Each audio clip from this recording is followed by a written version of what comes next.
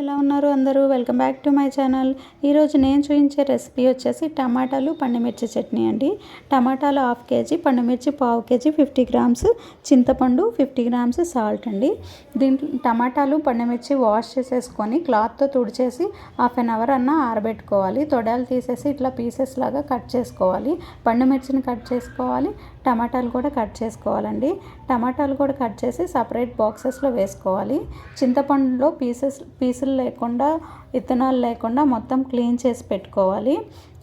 మనకి దాంట్లో పౌడర్ కోసం 1 స్పూన్ మెంతులు, 1/2 స్పూన్ జీలకర్ర, 2 టేబుల్ స్పూన్స్ ఆవాలు వేసి లైట్గా సిమ్ ఫ్లేమ్లో లైట్గా వేయించుకోవాలన్నమాట. ఎక్కువ మాడకూడదండి, ఇది మాడితే మనకి చేదొస్తుంది అనమాట. సో లైట్గా వేయించుకొని ఇది పౌడర్ చేసుకొని పెట్టుకోవాలి. ఆరిన తర్వాత పౌడర్ చేసుకోవాలి.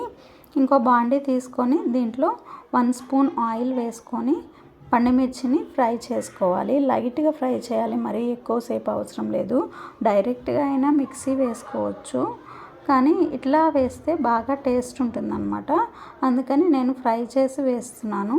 మీకు అలా ఇష్టం లేకపోతే డైరెక్ట్గా దీన్ని కచ్చాపచ్చగా మిక్సీ వేసుకోవచ్చు. ఇది ఫ్రై అయిన తర్వాత ఆరబెట్టి మిక్సీ వేసుకోవాలి. కచ్చాపచ్చగా వేసుకోవాలి, మరీ మెత్తగా వేస్తే వాటర్ లాగా ఫామ్ అవుతుంది.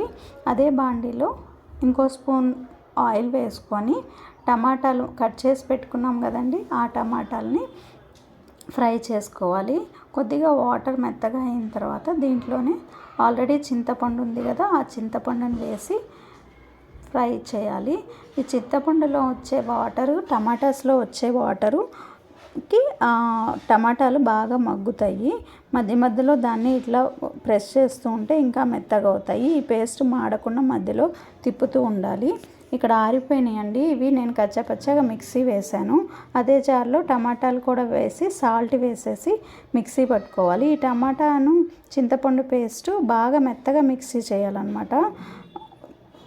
పండుమిర్చి అయితే కచ్చాపచ్చగా వేసుకోవాలి, ఈ టమాటా పేస్ట్ అయితే మెత్తగా రావాలి. మెత్తగా మిక్సీ చేసిన తర్వాత దీంట్లో వేసేసుకొని మనకు ఆల్రెడీ పౌడర్ చేసి పెట్టుకున్నాం కదా మెంతి పౌడరు, ఆ మెంతి పౌడర్ కూడా దీంట్లో వేసి బాగా కలుపుకోవాలి. అంతా మిక్స్ అవ్వాలి, ఈక్వల్గా మిక్స్ అవ్వాలి. ఇది మిక్స్ అయిపోయిన తర్వాత మనము తాలింపు కోసము బాండీలో ఆయిల్ వేసుకొని, ఇది ఆయిల్ అనేది ఒక 150 గ్రామ్స్ అట్లా పడుతుందండి. చూసుకొని తక్కువైతే మళ్ళీ నెక్స్ట్ డే హీట్ చేసుకొని కూడా వేసుకోవచ్చు. ఈ ఆయిల్ కోసం నేను ఒక 10 చిన్నులపాయ రెమ్మలు, ఒక 4-5 ఎండుమిర్చి, పప్పులు అయితే ఎక్కువ వేసానండి. శనగపప్పు, ఈ మినప్పప్పు అదైతే ఎక్కువ వేసాను, కొద్దిగా టేస్ట్ బాగుంటుందని. ఈ తాలింపు అనేది ఇంక నార్మల్గా వేస్తూ ఉంటాం కదా, అలాగే తాలింపు వేసుకోవాలి. ఇంగు కావాలంటే వేసుకోవచ్చు, నేనైతే ఇంగు యూజ్ చేయను. ఈ తాలింపు లైట్గా ఫ్రై అవ్వనిచ్చుకొని, ఫ్రై అయిన తర్వాత కరివేపాకు, లాస్ట్లో కరివేపాకు కూడా వేసుకొని, కరివేపాకు ఫ్రై అయిన తర్వాత తాలింపుని మనం బాగా ఆరబెట్టుకోవాలి. నిలవ పచ్చడికి అన్నీ ఆరిన తర్వాతే మనం కలుపుకోవాలండి, అదొక్కటే గుర్తుపెట్టుకోవాలి మనం. ఇది ఆరిన తర్వాత చట్నీలో మనము కలుపుకోవాలన్నమాట. బాగా చల్లగా ఆరిపోవాలి. ఇది ఆరిన తర్వాత చట్నీలో కలుపుకుంటే మంచి స్మెల్ వస్తుందండి, బాగా ఉంటుంది. సో అందరూ ట్రై చేయండి. Please like the video. మీకు నచ్చినట్టయితే లైక్ చేయండి అండ్ సబ్స్క్రైబ్ చేయటం మర్చిపోవద్దు.